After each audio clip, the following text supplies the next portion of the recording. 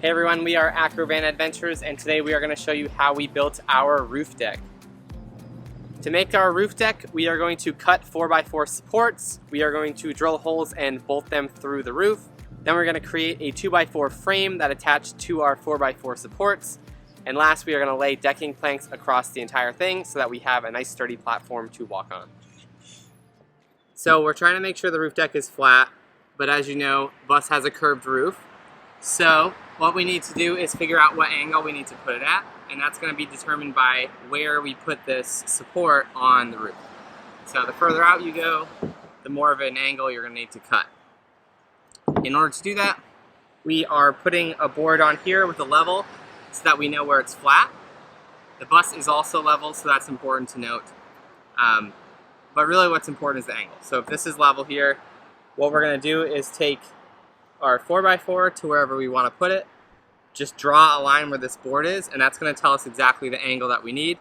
When we cut it and flip it over, it'll now have a flat top, which is going to be what we want. Make sure you pay attention to how tall your roof supports need to be with the curve of the roof. Ours are probably 10 or 12 inches tall, and you can see that once we put our frame, it was only about an inch above the roof. So be aware the roof supports might have to be a bit taller than you expect.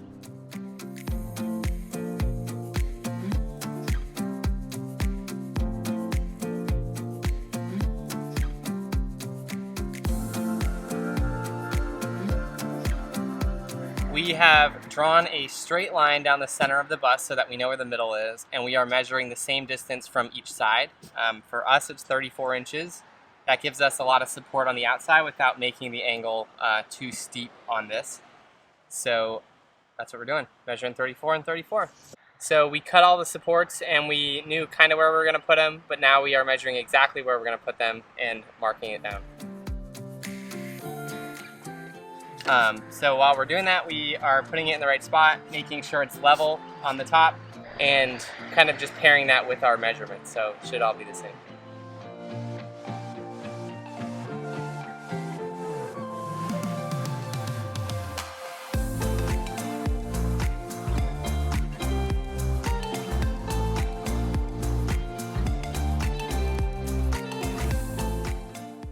Here Jesse's marking where the rivets will land on the bottom of our supports, and then Chris is drilling out small recessed areas so that the support can sit flush on the roof. Alright, so we have mocked up all of our little base posts, and now we are measuring where we need to put our L bracket. So I'm making sure they're level, drawing a little circle, tossing them down to Chris so he can drill a hole through just to make things go a little bit quicker.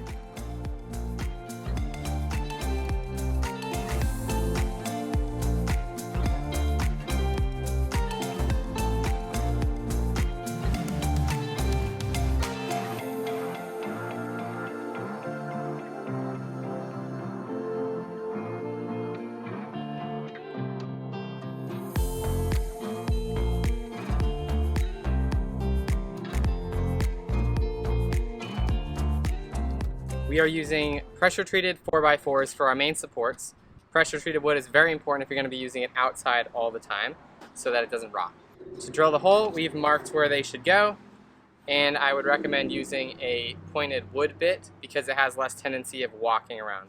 That's why we're not using one of these. They kind of like go wherever they want. So once you drill the hole here, we're using 1/2-inch galvanized bolts, so we're drilling a 9/16 hole. It's just a little bit bigger. Once you have the hole, have our bolt, make sure you use a washer, the L bracket through the wood, the reverse on the other side, and you want to use a lock nut to close it, and then a nut, or you can use a nylon nut. You need to make sure there's a lock nut in there somewhere. So if you're going to be doing this at home with 4x4 wood, we have 1/2-inch galvanized bolts. They are 5 inches long. That is more than enough for them to stick out on each side. You can see how much is left over. That's great. Recommend using galvanized or stainless steel because they are weather resistant, so you don't have to worry about them rusting like zinc, so don't use zinc. Also, these are super strong, so we don't have to worry about it breaking. It can definitely hold the weight of this. We see a lot of people using lag bolts. That's also another option. We've chosen to do through bolts because we want to make sure it is super secure and there's no chance it can pull out. So this is a little bit more secure than a lag bolt in my opinion. Maybe I'm wrong. But that's what we're using and we think it'll be just fine. We found these L brackets in the decking lumber section of Home Depot. They are also galvanized metal, so they will not rust. We were originally worried that they were a little bit tall, but that should not be a problem. We tested it out, and even if there's a little bit of an angle, we can still make it work here to hold it down very securely.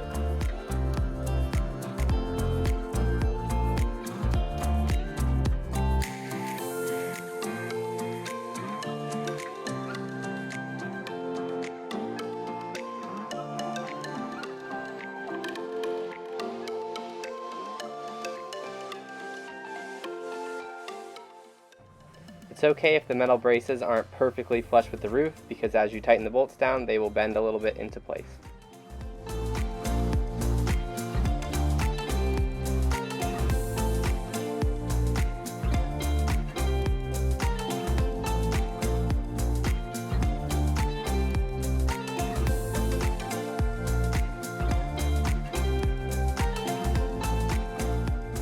Awesome. We are ready to install our little roof supports. We have some more galvanized bolts. They are, I believe they're 3 inches long, 1/2 inch bolts. We have drilled a bunch of holes through the roof. So these will go actually up through the roof because we want to minimize the amount of space sticking out into our cab. It's really important to make sure that this is weather and waterproof. So we have a couple different things we're going to do. So we are going to be putting our 4x4 supports on top of some rivets. I have heard some stories about rivets and the seams of the roof potentially leaking. We did already cover our roof in some silicone type paint, so it should be waterproof already, but we want to make sure that it's totally waterproof. So we're going to do 2 things. Underneath the 4x4, we are going to put a little bit of silicone, and then underneath the metal bracket where the bolt goes through, we are going to seal the whole thing with butyl tape. So we have some black butyl tape. It's really easy. It's waterproof. All you have to do is cut it to whatever size length you want. Make sure it's one continuous loop around your hole, and then you just put something over it and then squeeze it down. So we're going to put it on the bottom of each one of our brackets, and then we should be waterproof around the edge.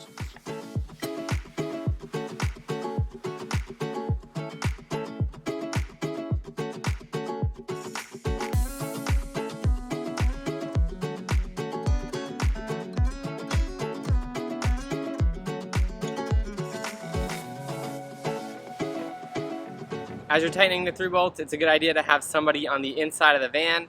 One, they need to be holding the bottom of the bolt, but also the roof will actually start to bend where you are tightening the bolt. So it's good to have that second person kind of watching to see where it starts to bend so that you don't crank it down too much.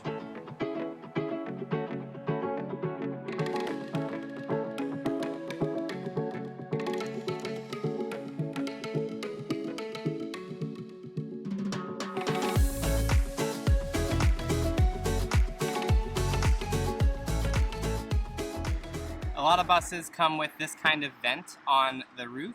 It's really just like a hole in the ceiling. So we think there might be a little bit of a leak coming from here, so we were going to seal it anyways. But if you have one of these, I just want to show you what it is because I would recommend you get rid of it. So what we have here is there's a top piece with some slits in it, a little water guard, and then like this second piece of metal with a hole in it. The idea is that the water will drip around the edge, but this basically just means that there are these open slits that bugs or whatever can kind of crawl or fly through and then go right into your bus. So I would recommend getting rid of this because I don't want a bunch of bugs crawling into my bus. And it also might be a potential leak spot. So we have just removed it. We're going to take a piece of galvanized sheet metal and cover the hole up, put some screws through it with butyl tape so it's waterproof, and then call it a day.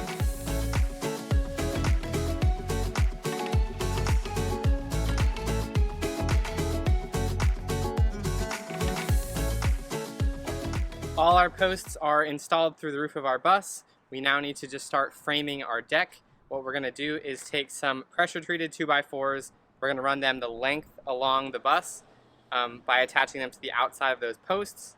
Then we're going to put some cross beams, and then we're going to put some deck supports again parallel. And once we have all that, we can just screw our planks down.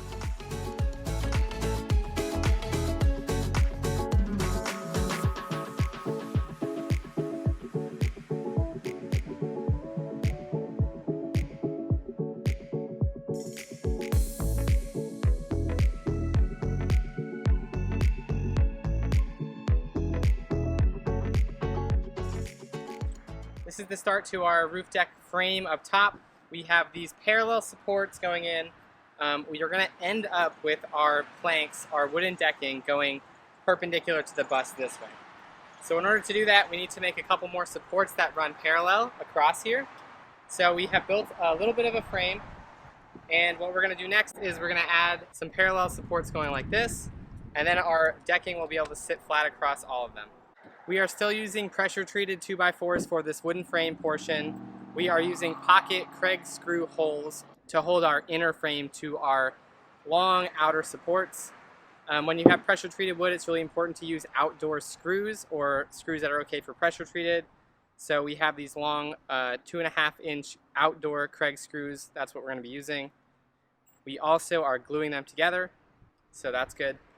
And at the very end, we will be using some big lag screws to go into the 4x4s from our outer supports. So we've got this little box. We're going to add some next supports, and then we would be ready to put our decking on.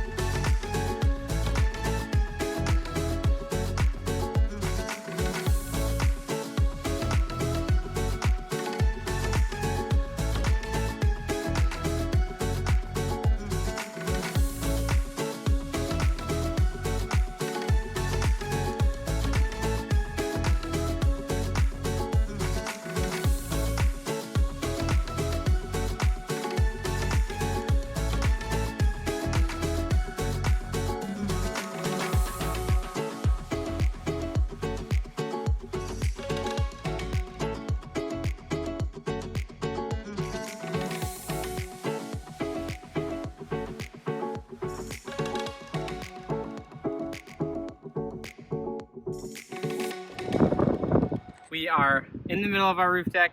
We have these construction decking screws. It's important to get deck screws because they can handle pressure treated lumber. So these are 2.5 inch, it's pretty big.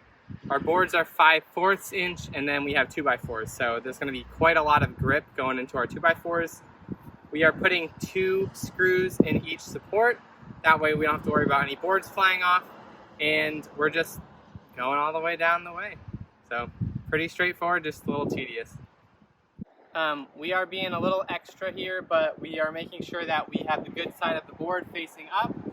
We still can stand it if we need to. And we are just putting our 8-foot board across the way. There is a bit of an overhang on each side, and at the very end we will buzz the whole side with the saw.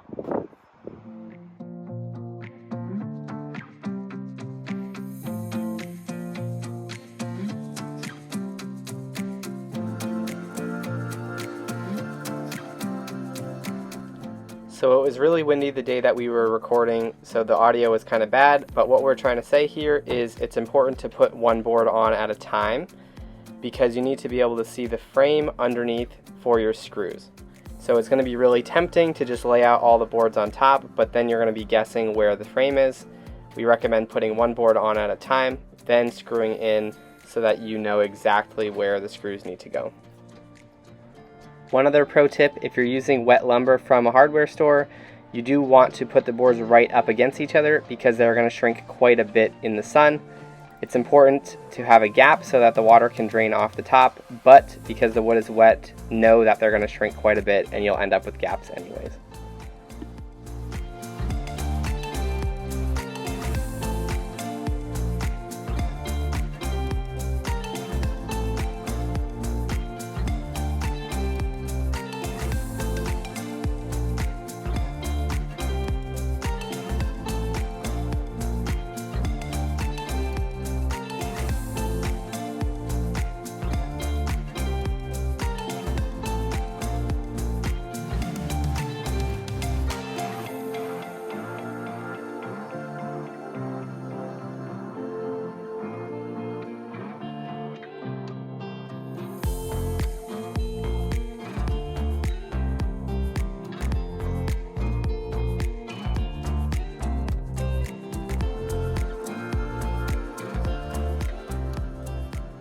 Last thing to think about is how you're planning on getting onto your roof. You can install a ladder off the back or off the side of your bus. We've seen people screw in just 2x4s along the side as a makeshift ladder. We have chosen to use an actual extending ladder inside the vehicle. The main problem with an exterior ladder is that even if you don't want somebody else to climb up it, they can anytime they want. So for that reason, we decided to use an interior ladder. We have an extending, telescoping 8-foot ladder. It's very easy to climb up, it's very secure, and we don't have to worry about somebody climbing on top of our bus when we're not there.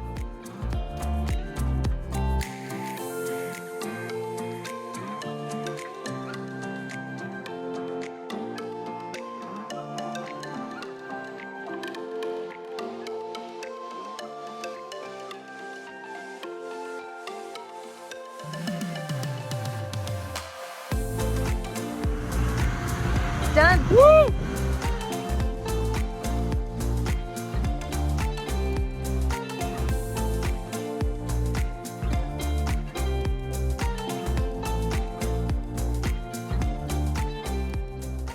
On the roof you'll see rows of rivets, but what's important to note is that there's actually support rails underneath the roof on some of the spots that don't have rivets. So you might find some really sturdy points between the rivets, and you might not actually have to put your support directly on them. We do see some people who bolt straight through the frame.